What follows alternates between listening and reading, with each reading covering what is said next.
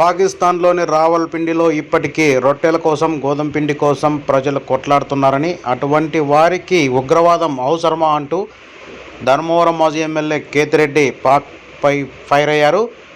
బుధవారం ఉదయం 10 గంటల సమయంలో బత్తలపల్లిలో ఆయన మాట్లాడుతూ, భారత సైనిక చర్యను సమర్థిస్తున్నామని, ఉదయం నుండి పాక్లోని ఉగ్రవాద స్థావరాలపై భారత సైనికులు చేస్తున్న దాడులను సమర్థిస్తూ ప్రతి ఒక్క పౌరుడు ప్రభుత్వానికి అండగా నిలబడాలని కేతిరెడ్డి అన్నారు.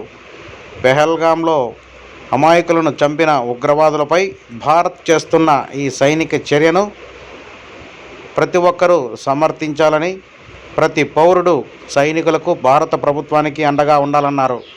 మార్నింగ్ నుంచి పెహల్గాంలో జరిగిన సంఘటనకు, టెర్రరిస్టుల మీద ఈరోజు భారత ప్రభుత్వం చేస్తున్న దానికి ఖచ్చితంగా ప్రతి పౌరుడు అండగా ఉంటాడు. దాన్ని చిన్న దాన్ని పెట్టుకొని ఇది చేయకుండా డెఫినెట్గా operation Sindoor all the best.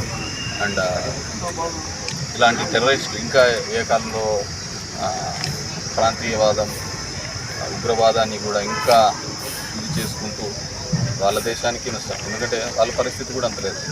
రావులపిండిలో రొట్టెల కోసం కొట్లాడుతుంటారు, గోధుమ పిండి కోసం కొట్లాడుతుంటారు. ఇంకేలయ్యా ఊరికనే ఉగ్రవాదం.